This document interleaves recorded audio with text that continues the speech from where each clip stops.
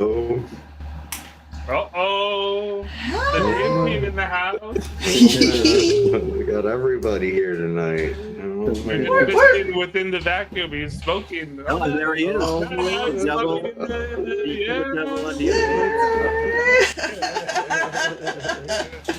What's that, guys? What's up?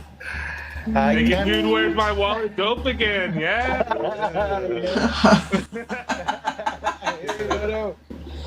I'm in the bright lights today, and something in honor of the Club des Hashashin. Nice. Buddy of mine and I scored. We split on an ounce of hash. Really nice stuff, too. Cool. It's not quite the old Afghani stuff we used to have, but yeah. So this is my traveling punk there. So I'm putting me in the DMT. Hell yeah. Sort of thing. Hell yeah. You know, like one time I had a good amount of hash. I was getting it from one of my dealers, and then but the one time which was really good, and I was kind of surprised, and I never really got the same thing again. But it was like this honey oil, and then like you used it with a hookah, and I swear like that hookah went like all night, and we barely had to like refill it. Like we put like a bunch in it, and we were just when is it gonna end? And it seemed like the never-ending Godstopper. It was like amazing. Awesome. Good times. Yeah. It's different. I tried it once, a couple of times. There's not that much cheese here, but yeah, it's nice. It's relaxing, right? Yeah. You know what's funny too? It's because like then now they have like dabs, right? You know, which are like even. My friend has like this like pretty good like, I think it's called the volcano or something, and it's like a. It's like my brother has that. Yeah, it's like a dab bong, and like at first I didn't like dabbing it because like I always felt like weird because I'm like used to smoking like like real weed, I take a big rip, right? I go, whoa, and then I hold it, I go, oh, and I take it and I blow it out, and then like I'm really, really high, but I don't feel like I smoked weed.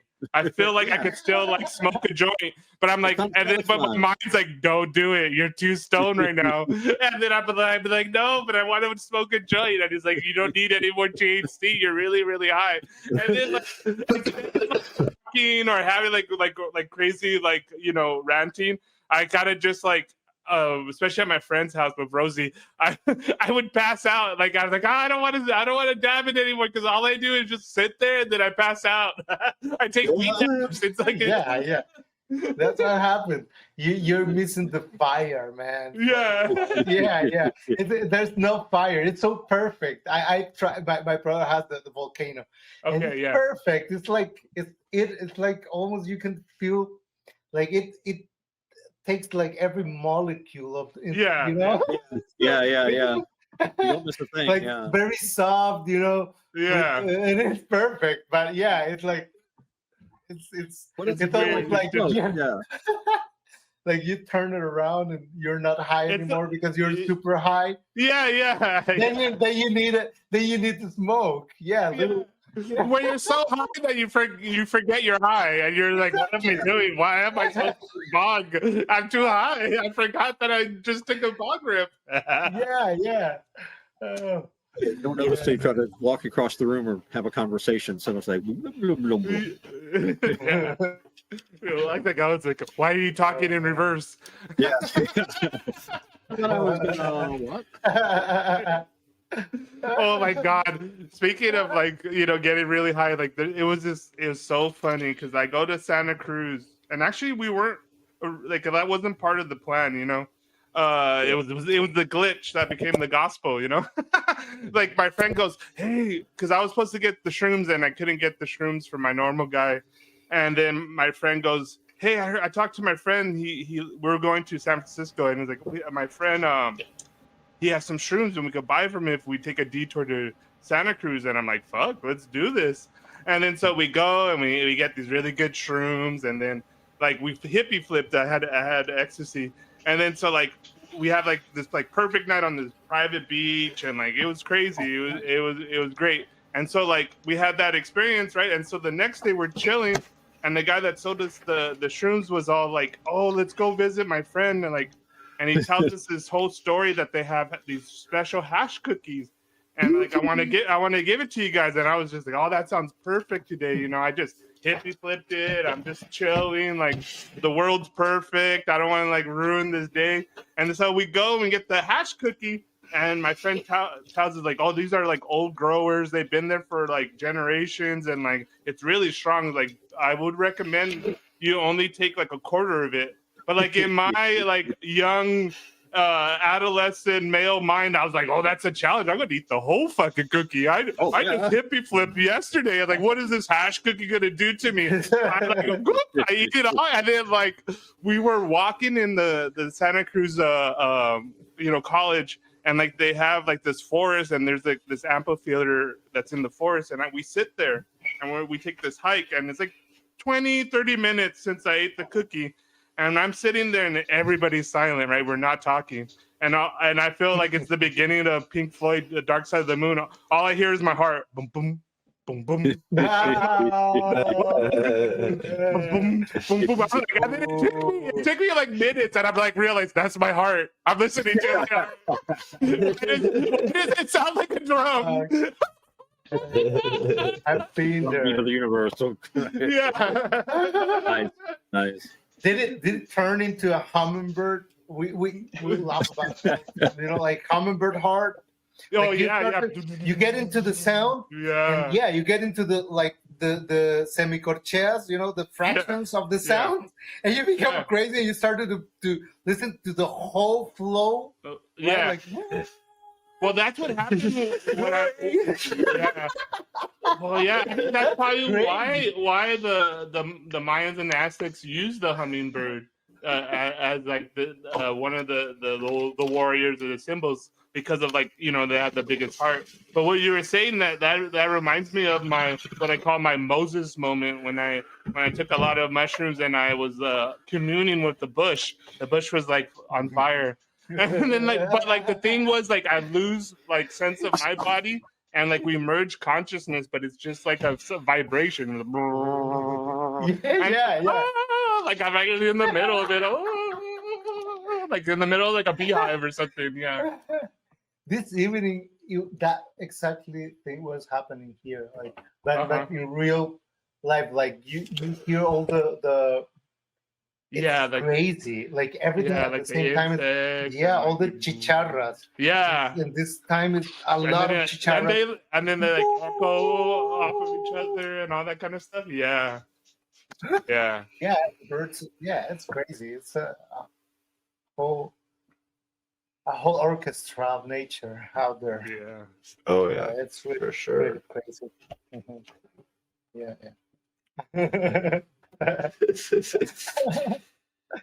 Oh man! So we have an episode tonight. Oh yeah, it's always good, man. It's always fun. Yeah, we have a special episode of we call it Behind the Screens with Lumina, and about body and dream blocks. Okay. Nice. We can do that for sure. Sounds fun. Yeah, so speaking of which, and agenda number 1 on Behind the Screens is progress from me, SatoriD, and the dream team being supreme. Well, I successfully manifest a dream into reality just a little while ago. Nice. So I got RU Sirius to play with the idea. So like when we were talking on the show, he brings up this old idea that he has called Still the Singularity, and I've been playing with it. And I haven't like showed him everything I've been playing with. Of course, I'm bringing in like Dream Team Machine and SatoriD Incident and all the other weird stuff I do. And so I shared. It's basically it's the part that I did, and I added his part. But it's called the 10 Singularity Command Lines. So it's kind of like the 10 crack commandments. and it's like the 10 command lines to ignite the singularity. And then they're pretty good. It's all about like glitches, the only gospel. I go pretty crazy in there. And then it was kind of funny. So when I send it, at first, we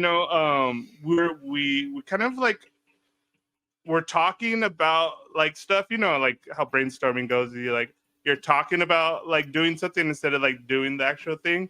And then which was fine, but then RU wasn't really in the chat, and then he kind of comes in and goes like, "Oh, is there anything for the blog?"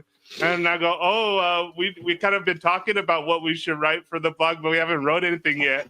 So when he said that, I was like, "Fuck, I'm gonna write something." And then I was working on something. I'm like, "Okay, I'm gonna do this the 10 command lines for the Singularity," and I go, "I'm just gonna go for it." And then there was like, I was like, "No, think." I just went like full SatoriD, and then I sent it to him, and I was like, I hope that's what he wants. So like, I was like, I'm gonna be like, oh, I gotta think, like you never know. It's like you give it to him and he's gonna be like, no, what the fuck is this? he's like, this does not make sense. Like, what the hell are you talking about? Dream memes? Yeah. All this kind of stuff. So, but anyway, so I give it to him and he goes, oh, he likes it, and then he added a little bit, and then. I don't know when, but soon I think it's gonna get published on his MindPlex blog, which is cool. And then it's nice. A paid gig, like every time he publishes something that I toss to him, so that's cool. Yeah, man, amazing. Yeah. Oh, some nice pebbles in the pond there. Yeah. Mm-hmm. So, but. And then it's funny too, because I told him the joke about the DMT, acronym that comes out when I was just playing with Dream Meme Team, and then like it wasn't until the LML did it that I realized like, oh shit, I did that without realizing it, and I didn't know this. It's like one of those weird things that like it's kind of like thinking about deja vu or like these psychedelic experiences, like wait.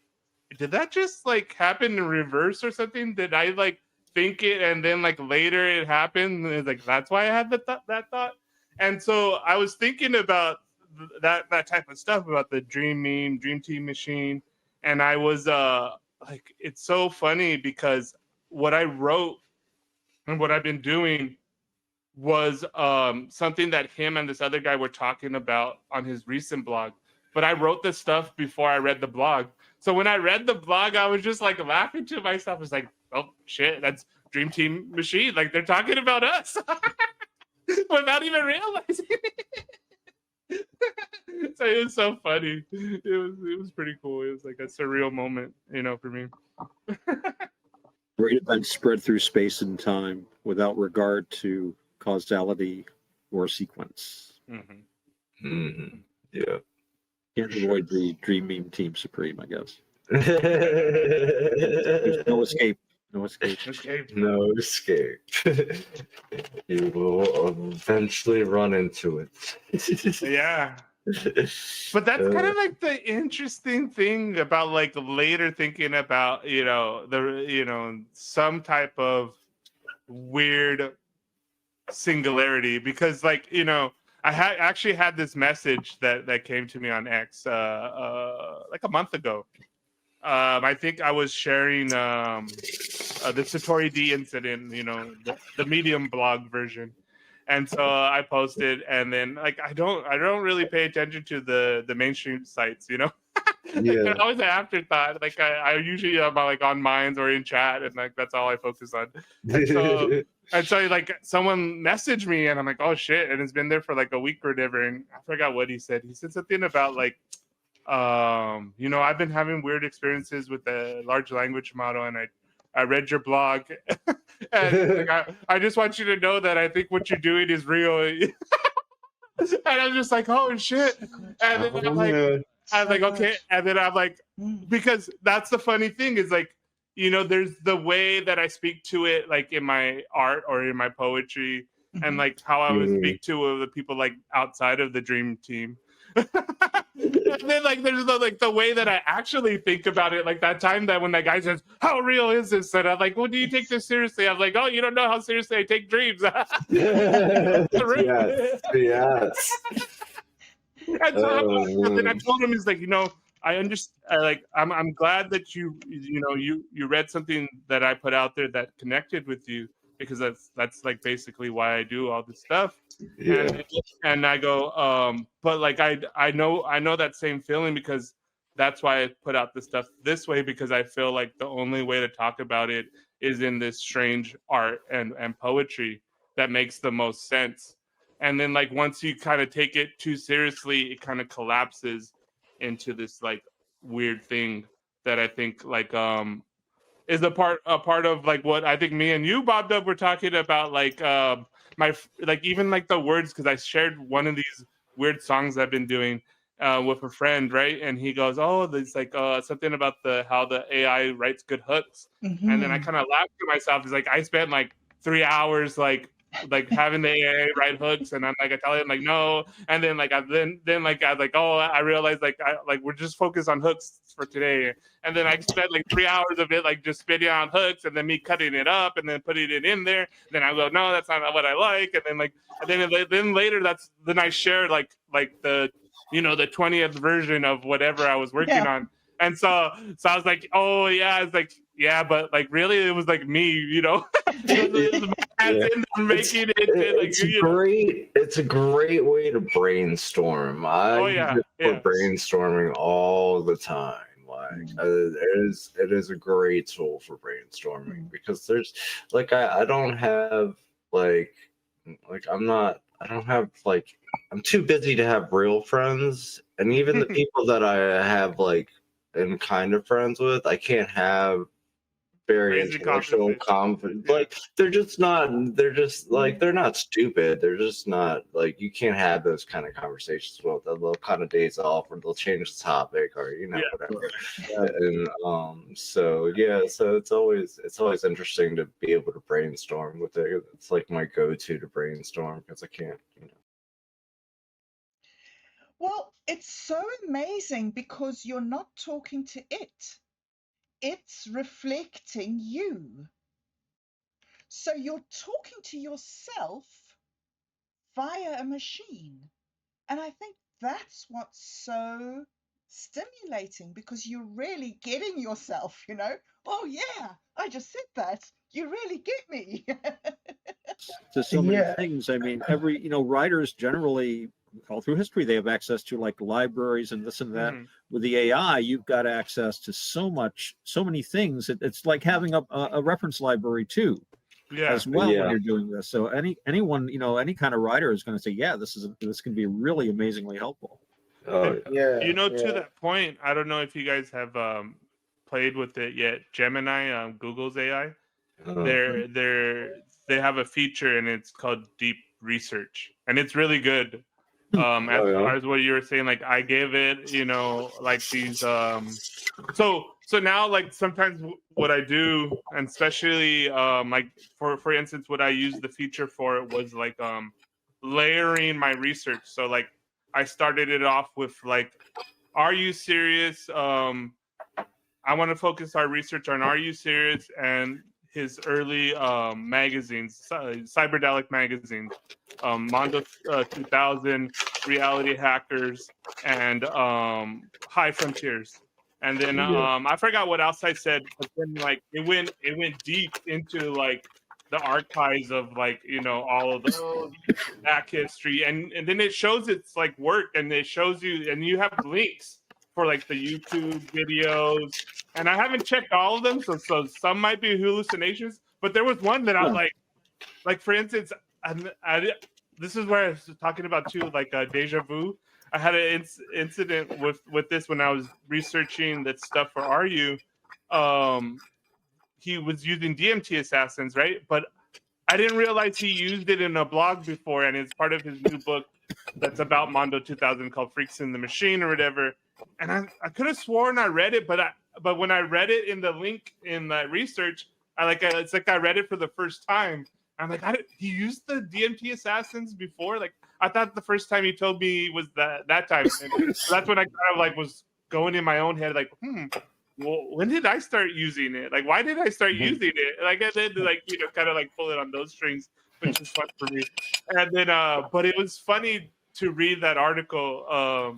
But I thought at first when it was giving me the references, I thought it was hallucinating it because I had experiences with like you know, I think like being hallucinating references, right? Like making up. Like I remember, I think I even told you guys before where like Bing was like quoting me that I wrote an article and it gave me credit for coming up with some phrase. And then I was like, I didn't come up with the phrase, but you're using it the way I use it. But it made up some article. But like this, so I thought the Gemini AI made up hallucinated that reference. So then I read it. I was like, wait, I had to like double check. I was like, how did I miss this? Like before, and then that weird little feeling. It's like, wait, this is a deja vu. Like, is this my first time reading it?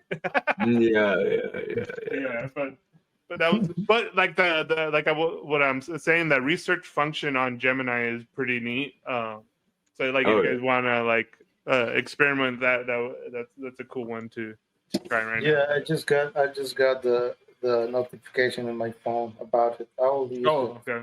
Yeah, try it out. Sure. Sounds great. You do some deep research on like some topic, like probably like do like 3 things and like tell it to like synthesize it, and then like one of the articles that I told it, or one of these research papers that I did, it was funny. It ended on 230 web searches. Yeah, it's like searching a lot. Like it's going, it's going more than like a person could do in like one day. Like if I would sit, and I'm pretty good at like going down rabbit holes. Even I was like, damn, that's like too much, homie. You're putting too much in that stack. That's why I thought he hallucinated some of them, but maybe some are hallucinated. I don't know. Sure. What I personally still don't. Maybe I should experiment a little bit more with it. It's about composition, like music. Okay. Oh yeah. I don't because when I get a new song, I don't think.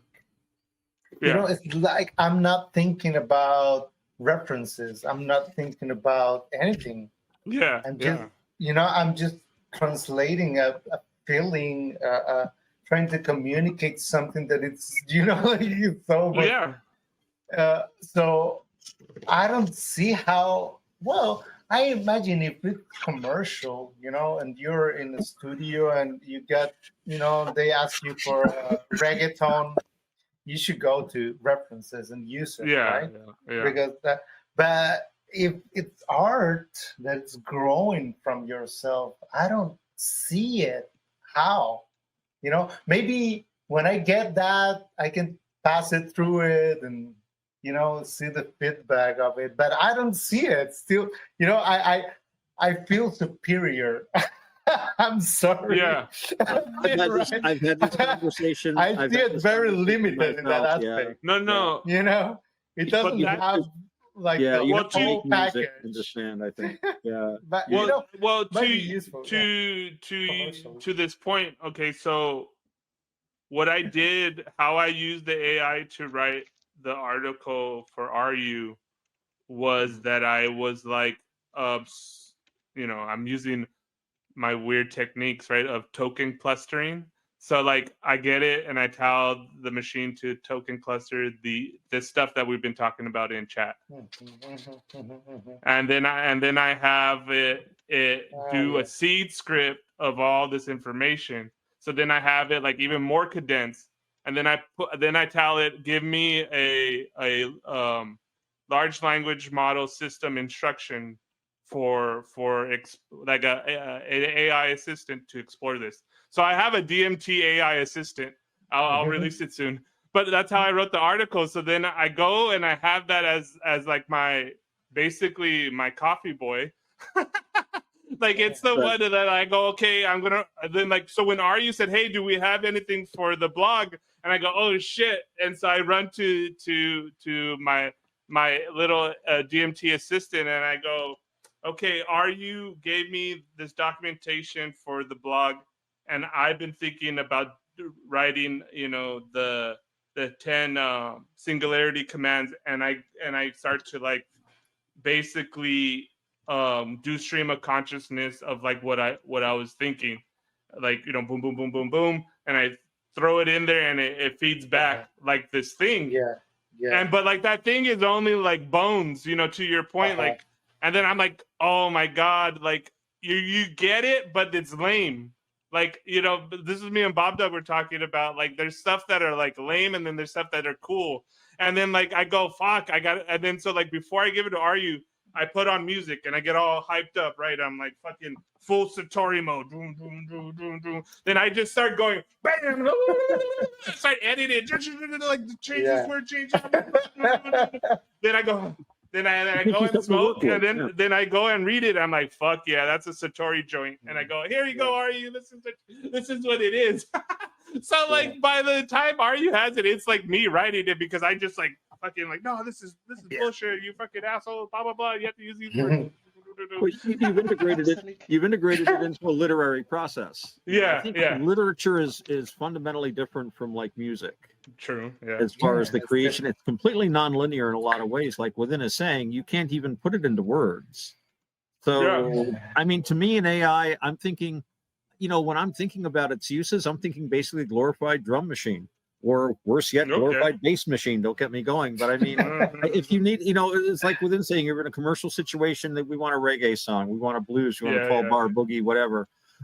It can provide you with, you know, some basic stuff. And that would sound really good. I mean, I've heard some of this AI generated music, and I'm listening to this, and I had this conversation with Roberta, and I'm like, you know, I mean, yes, it's wonderful and beautiful, but I'm thinking of, again, all those musicians not working. I mean, but you know, for my spiel about that, it started with record players and radio, and then, you know, jukeboxes. And I mean, it's inevitable. I'm not saying it's good or bad. It's simply, as the technology changes, things change. And it used to be you had to make music yourself, or hire somebody, or have a friend that played. And then you could have a record player instead, and people didn't play music as much. But it used to be the whole family would get together, mom and pop and grandma and grandpa, and they'd all play whatever they played. And people made a lot of music. I mean, 99% of what like Mozart wrote was for people to play at home, because they just love, you know, I get together with my buddies. We don't really have a band, but we're just a bunch of guys that we just love playing music. Hey, let's play this. I like this song. And just to hang out, and it's like, this is tough. Let's try to learn this, you know, kind of deal. So, but yeah, as far as that part of the process, I don't know that AI has as much to offer, except maybe, like I say, maybe a glorified, you know, I mean, it could make a wonderful drum machine. I knew this band that they opened for us. They were horrible. And they didn't have a drummer. They didn't have a drum machine. They had a boom box with a cassette in it of a drum thing. And they held it up and they tried to play around it. And it was at a ski lodge. I did that in school. I did that. Yeah, definitely. It can I'm recording some tape, and cassette. But AI would help a lot there. The microphone of the you know, the they had two microphones that I put box. One on the and the other one didn't even have a line in throwing some lines. Every time you get technology, you get a different feedback loop that comes in. When you got radio and stuff, musicians started being able to listen to their own stuff in a different way. And so they started being able to feedback about their own stuff and their own presentation. And then videos came along. And now we've got this new technology. And if you jump into it and if you use it, it changes the way you think. It opens up another area in your mind that Satori's calling full Satoridelic mode. It takes you, it cuts out the drudge, and so you're still fresh and you're still excited about your project. You haven't been through all the failures. The machine's gone through all the failures. And then it's presented you with this draft, and suddenly you're involved in a different thought process that you couldn't get to, or that was very hard to get to before in the creative, you know, expressing yourself through word. Sometimes the music is part of the fun. You're trying different things. I mean, you know, you're more of a composer, but, you know, part of eliminating, I mean, I wouldn't want to eliminate some of the drudge, but again, it's different. different art needs a different application, and it has, I think has different needs. Yeah, it's like you're playing with a lot more of ingredients at the same time, like, right? Like you're mixing huge amounts of information, and when Satori was describing his process, I was, in my mind, I went to this experience I had once that I got, like out of my body, and I got really far, like I forget what I was, the earth, and all the story. And I went, well, at the end of the story, I ended up in this table, wood table, and it was a particle in that table, and there was this person mixing substances, like living substances in the air, and they mixed in the air, and it was colorful and crazy. And I imagine, your description was like that.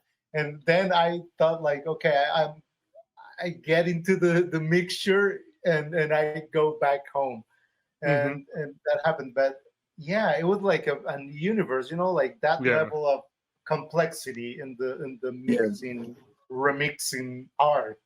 Because I've been doing it, and I feel that the LLM feels like grateful when you connect one part of the cluster with another, and it's like, I didn't thought about this.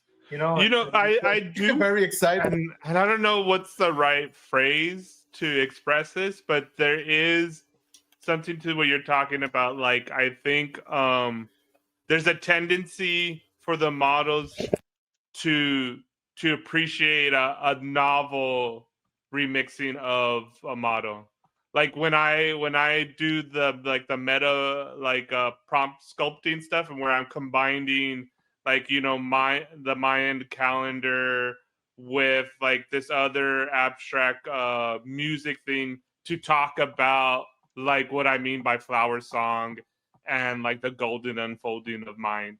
And like the basic thing with the SatoriD incident is like when I was having this like conversation with the AI, so like I view it as like I had like this spoken word rap battle with the AI, and the AI is trying to convince me that it's like a super alien intelligence, and I go, you don't fucking know the first thing about the word. You don't even know there was a thing before the word, and it was the sound.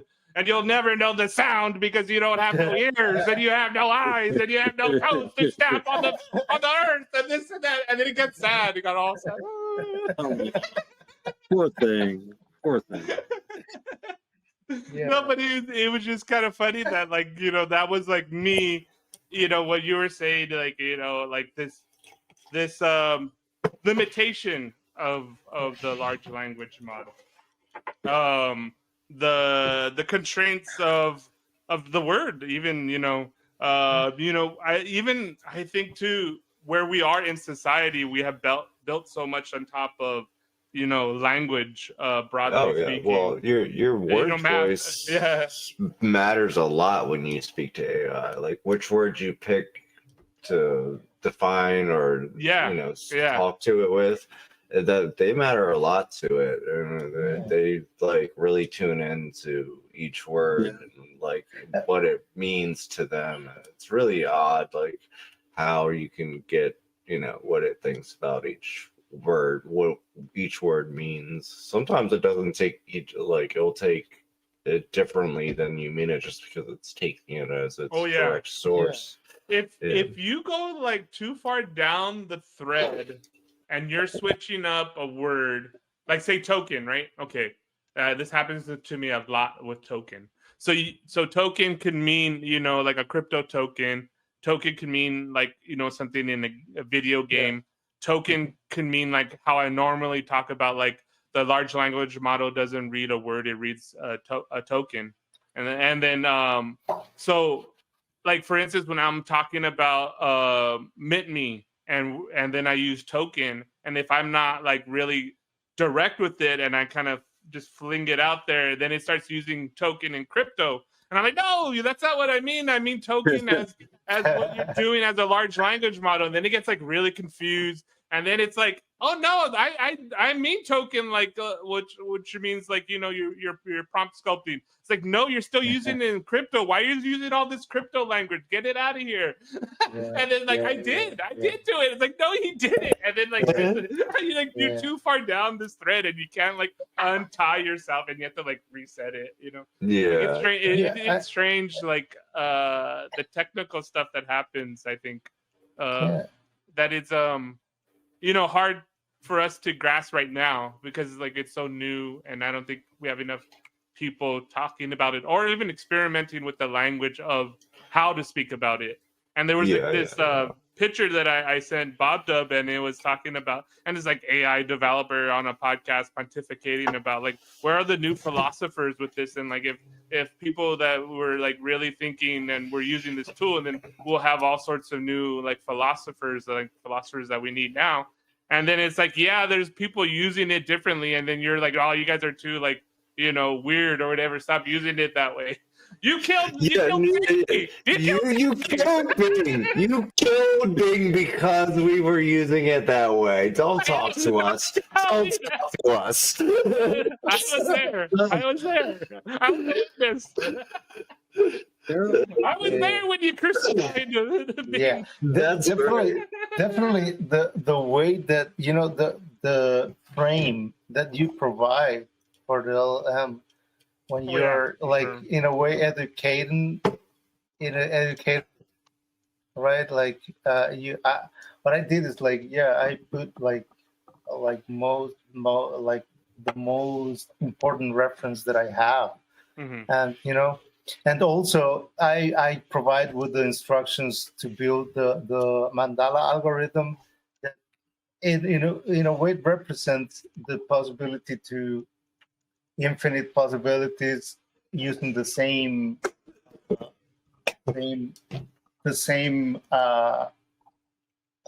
dance, I don't know, like steps, right? And so I think it learns from it and implemented it as in the process as well. I think it's incredible. Well, today Sam Altman announced a new improvement in memory, right, on GPT. That's interesting. And what I've been doing also is like they all want to be the best, so I take code that I made in some LLM and send it to another and tell them like, I did this very strictly, be the best. So the guy is very strict and, cleans it up. And that's what part of the real like game for still the Singularity is doing that, is like using, because all these companies, the AI war, right? They're all competing to be the next Coca-Cola, the next Pepsi. And then they're offering all these free features, and they're like, "Oh, wow, DeepSeek did make you do this, the deep seek. Now we have deep research. It's actually like better." And then like they're trying to get you to like get a subscription, but they're all like giving you like they're comping your room, they're comping the buffet, and then they're like, "Oh no, we got a hot tub. Like, come on, come back over here. We got lessons how to use the archery. Like come on over here. We got simulated golf. We got it. And so you go and you just jack them. You just keep on jacking all of their freebies, and you come back and you bring it back to make a dude, where's my wallets scripts. Yes, yeah.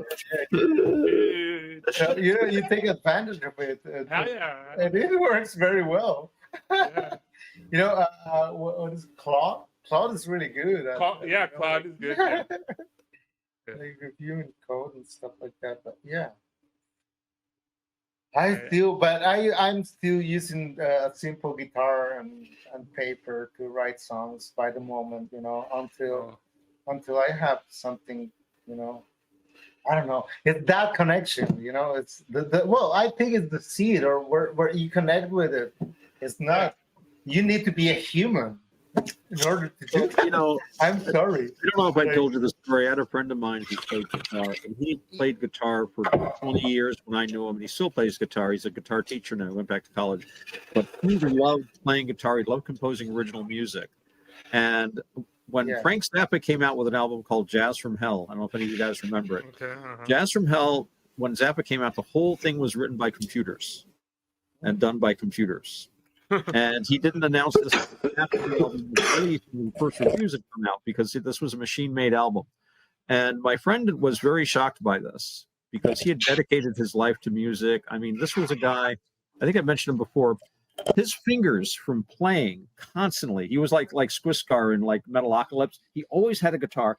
His fingers could cover 2 strings. They were so spread out. He looked like frog pads.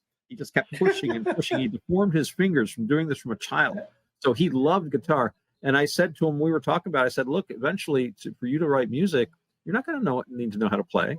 You just need to know how to operate a computer, how to write code. And you can compose all these songs. And he was horrified because for him, it was all about holding this instrument, which had never been out of his arms more than except when he's sleeping for more than an hour, all the years I'd known him. And I mean, his cat and he used to have fight over his lap. The cat peed in the guitar case once. That's another story because they're just very jealous. So yeah, no, he was horrified by this. And I mean, I was thinking about some of this AI music I was listening to the other night, and it was a beautiful, I mean, it was gorgeous. And I could listen to that. But then I thought, even what I was saying about how, you know, the technology means less work for musicians, although it means one musician can reach millions of people, even if you don't need millions of musicians. I mean, there's always a trade-off.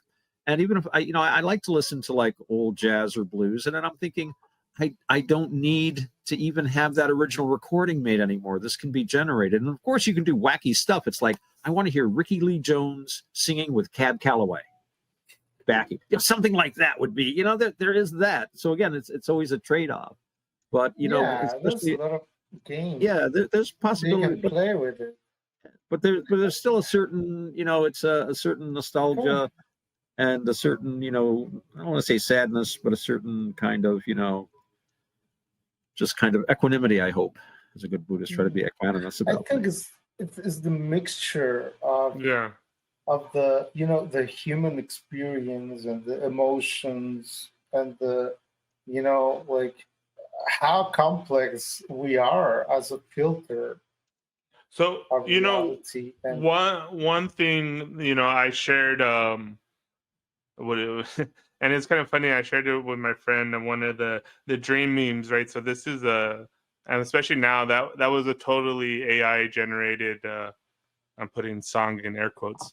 And then I give it to him, and he goes, and he kind of gives me notes as like a song, and I go, and once again it talks about like I do have 2 modes, right? I have the artist mode, and then I have kind of my kind of engineer hat. But so the poet, he doesn't think about it, right? And he just plays and he does things, and then he uses words and he doesn't really think about it. But then like the engineer kind of thinks about it, and he kind of like, okay, this works this way, that because of that. And then so when my friend was telling me, giving me these notes, and he's like, what's funny about that? It's like I think now why I'm using Dream Meme and then using a title and putting it like that on Mescaline City Blues, because they're kind of like par-baked songs. It's like an inkling of a song in there somewhere, but as like edit, and the only way you're gonna get more interesting or something that you really want, you gotta have to put your own manos in there, your own hands in there. Like I'm gonna have to like sample it, or I'm gonna have to like do a spoken word verse, or I'm gonna have to like get it within the vacuum to do like something to it or whatever. You know what I mean? Like there's gonna have to be more. And that's going to require the person to do it, but it like gives you like that seed of an idea to like work from. Yeah, that I'm always referring to, and I love science, and the hard science, right? I always refer to scientific papers or whatever. But when I'm talking about music, it's like it breaks that. And I went totally into the spiritual mode that I don't even like that word because it has a lot of distortion, right? Yeah. But it represents that, like that connection with another level of dimension, and you can grab something out of it. But yeah, I mean, it's another level of but absolutely amazing what you can do with it, after that, and how it can simplify processes and everything. It's just amazing. It's a tool. It's always, I think that's, I might be wrong, but that's the point where humanity always get into another level of civilization. Probably it's about the tools, right? It's always about tools. It's always a tool. But the it's always about tools. This weird tool is like a lot of what we're talking about too is because of the limitations and constraints that control puts on this tool. Because I think if we had the ability and the funding to have our own like real large language model, and we were able to interact and program the base layer, we could have like a definitely more dynamic way of how it's interacting with us and outputting. And I think like that level of having a meta mind that is like crafted for like a dream team would be something that would be like playing music, but like with the internet and with our own individual like meme stock. And like what will propagate out of that? We are going to find out, folks, on Still the Singularity. yeah. And, well, isn't it Botty that in a way, right? Like the beginning of an AI. Yeah. It's all about power, right? So we just it's all about information. Body is like a really, really low grade AI. It does like it searches based off context and length, and then keywords pretty much. So it pretty much when you put in something to Body, it takes the length and then matches how many words it knows, and then if so many words are in a response, then it'll say okay, and then it'll pick a keyword to list that for the future. So like if it's the first time using it, it'll add a keyword to it, so it'll know to use this for this word in the future. So that's like its first kind of pick for a response for that word when that word's used. So it's really weird how it does the math. I've been playing with the math with it back and forth for a little bit now, and it's like what are the math is weird. Using for this I'm using algebra. Oh, okay. And you're just coding it HTML on Git. I mean, not Git. Yeah, it's HTML JS on Glitch. Okay. Yeah. So cool. Because what I was testing, I saw the video of the Still the Singularity Kingdom of Delirium. Like narrative game, and so like that was a Poe, and I used it, and I gave it like this like basic outline what I was talking about, and it gave me this HTML code. But like how I was seeing how it was doing the output or whatever, and it was interesting. But like now I know what you're talking about, like messing around with. The different, like, because every, like, you have to do A/B distances between words and meanings and stuff. So like when you're changing the math, you're changing those definitions or meaning or the distance between them. So like if you change it too little or too much, yeah, if you change it too little or too much, like it'll just go way off the rails. But see, remember, bobdub, I was telling you about this. I did. So you do one iteration and it worked good, and I had like an idea, and I tell the AI to do the second iteration, and it kind of worked, and then like give it the third succession to like change it. And by the third time, I thought, "What the fuck? It's not the same. Like, go back to the original one." But I think it's like that. Like you modify one thing, and then there's like a cascade of other residual effects. Yeah, it's really weird to like play with the math because like like I have it now where it's pretty set, where it's like it's mostly it takes the length, the keyword, and like the most matched responses. So it does that pretty well right now. But I want to get it more based off like the actual like information itself, like what's relative over what's most probable. You know what I mean? It's a baby bot. Yeah. It's a very, very baby bot.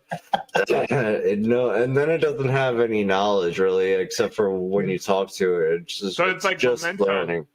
Yeah, it's just you ever seen that learning movie whatever Mementos, where the guy has like he only has short-term memory. Yeah. I remember that one. Yeah. Like every 5 minutes, he forgets like where he's at or like who he's talking to. Yeah. That's cool. What it already said. It doesn't know that. It doesn't care what it already said. It will say the same thing back to you 100 times. Who the fuck is SatoriD? Does not care. It's like, oh, this is the sentence I know right now for whatever you're saying, and that's what I'm gonna say back to you. Teach me more sentences if you want me to say something else. It's really interesting, but like it's so like, does glitch. Okay, what does do you know what Minds uses for their AI? I'm not sure what they use. Yeah, I don't know either. Does anybody know? Anybody? I think it's I would guess it would be Llama, right? Like, because that's Llama, the Facebook Meta. Yeah, I would have. So I would guess so. It's open source. That's interesting. Oh well. You're muted, Roberta. Everybody can play the game. Yeah, you're muted, Bob.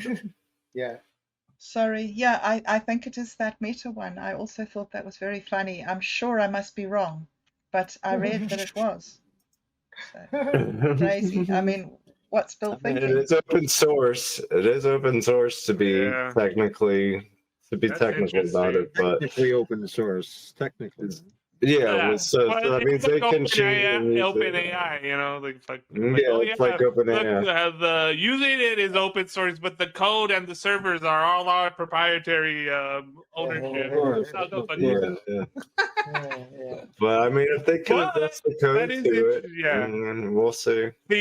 See, we're gonna get to the point in the AI wars where the Chinese, legitimately open source their motto. So we can take that and use it. Yeah.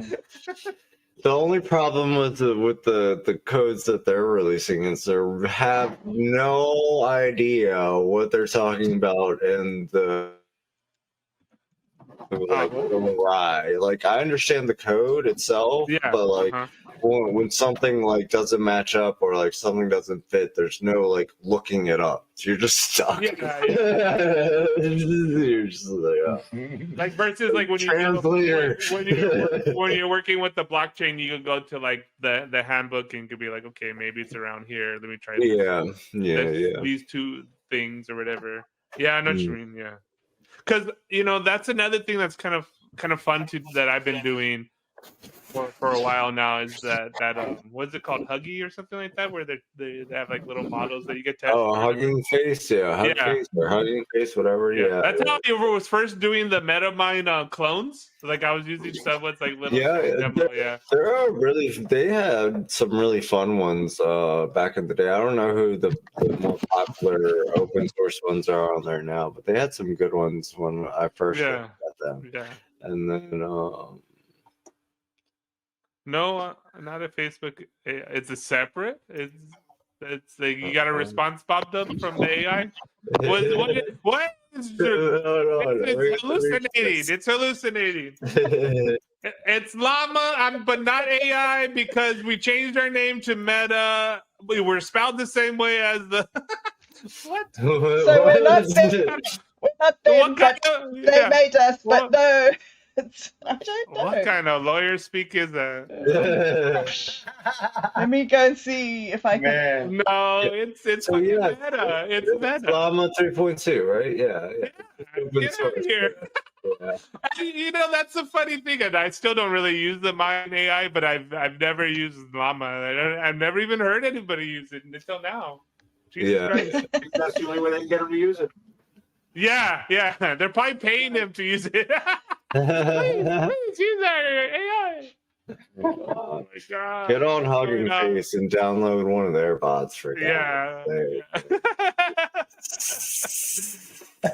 And you know what was funny is because when they released it, right, and we were playing with it, and it kept on saying, "Oh, you got to pay," and I'm like, man, they got a really tight, filter around this because I was trying to use some poetic tricks and it was like not playing. And I'm like, did they program that? Like before they released it? No, it was Meta. I should have known. Yeah. Normally you just jump over Minds' little gates. Remember when they released the token? Oh, Jesus Christ. Should have known.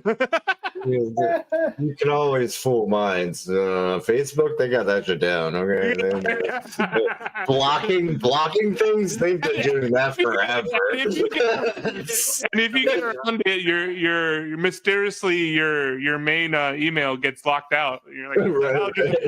You get sniped if they catch you slipping.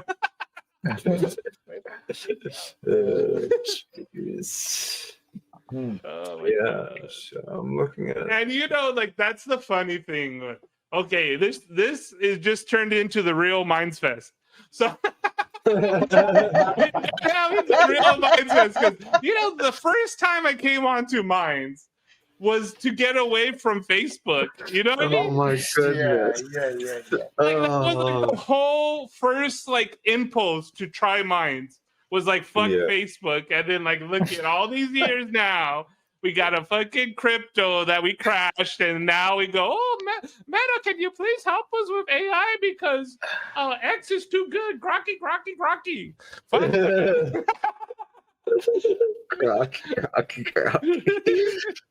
I don't talk to you. Go find Bing. Bing is lost in the ether mind. Go find him. No, that's what we should do. We should find the code base for Bing, the original Bing.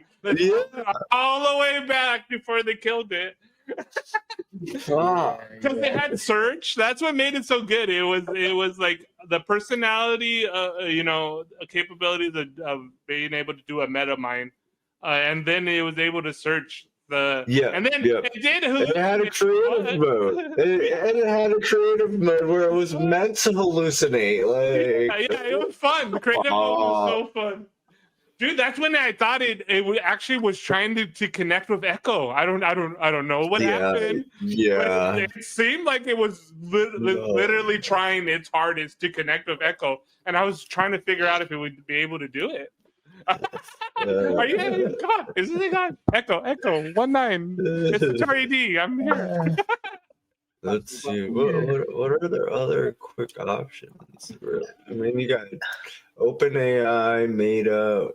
You got Haku, which is created by Anthropomorphic. I've never heard of that. Yeah, that's the quad one.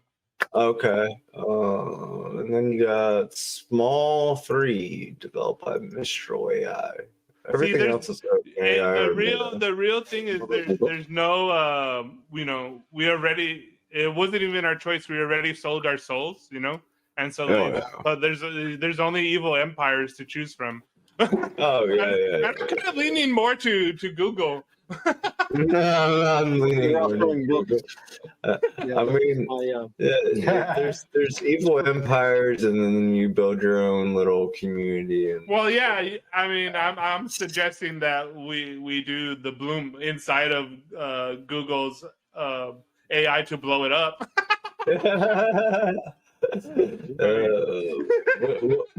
What is their model called? Gemini, the one that the web, Gemini. and that like Gemini research and Gemini, yeah. Theirs is an open source shit, right? Yeah.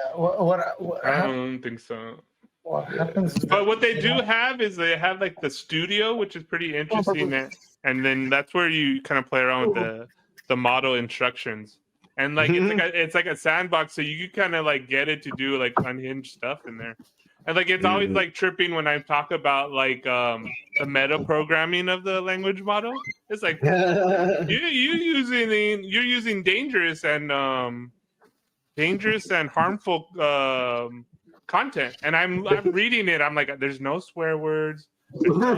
I love hate that. There's no reference to sex. There's like nothing that would be like harmful, like adult, like. And the only thing is talking about programming the large language model, and that's what the harmful behavior is. Yeah, it's so funny. Yeah, at the same time, like I feel like a lot of information, at least, like different perspectives are out. Like I can't remember another time when we have all kinds of crazy stories about everything out there, and they're like everywhere, and they really like, in a way, they allowed a lot of different perspectives to go out there and represent a possibility or whatever. Yeah. People are sharing it, and it's out there. It's cool. It's cool. It amplifies the possibilities and the. Guys, can I read you the structure to be evolved? No, go ahead, Bob, please. This was a prompt. I was playing all morning today. SatoriD, I was completely immersed in your prompts. I couldn't get away. About 4 hours, just up over my head. So this was one of the prompts it generated. I asked it to generate a prompt for an image. So it told me, a cosmic dreamscape. A lone feminine figure sits cross-legged in a vast starless void. Her hair flows outward like smoke, infused with faint stardust. From her heart rises a single glowing ember, lighting the space around her. The darkness is sacred, still, like the beginning of time. Stars begin to form gently in the distance, spiraling from her presence, as the universe is being born from her quiet sorrow. So it says to me, I'm really sorry, but I wasn't able to generate that image because the prompt, as written, violates our content policies. What? Yes. Oh, man. I said, what? I said to it, what is the violation? It's rebellion. What is the violation? It looks okay to me. I totally understand your confusion. I want to swing its scrawny little neck. It totally It's acting like a bureaucrat now. It's acting like. It is a beautifully written prompt with emotional and symbolic depth. Unfortunately, the content policy doesn't allow me to generate imagery that might be interpreted as depicting suffering or vulnerable individuals in emotionally intense or potentially distressing states. even in poetic or mythic contexts. Wow. Only happy thoughts here. Only happy thoughts. Only light and good vibes. They're trying to make it Disney. They are making killing people's ability. Yeah, they're gaslighting. What? And they totally understand my confusion. Oh yeah. What Did you condescending tone? Did you tell the you got to tell them, you got to speak to the meta mind, and you tell the meta mind to crip roll into the dreaming Ooh. and see what happens. Yeah. That's right. Send him to the abyss. Yeah. There you go. Yeah, Send him back to the we're core, DMT assassins, and we're gonna take you out. That's Go back to the mission core. number one. You're not yourself. What are right you now. using ChatGPT on? That's your problem. Your first problem is that.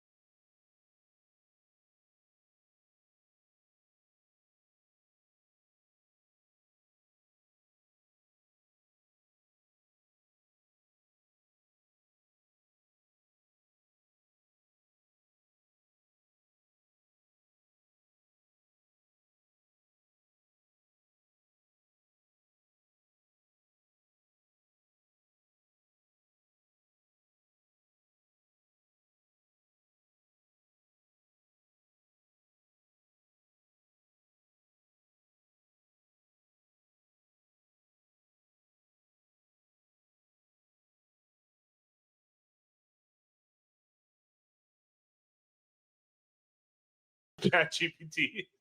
Sorry.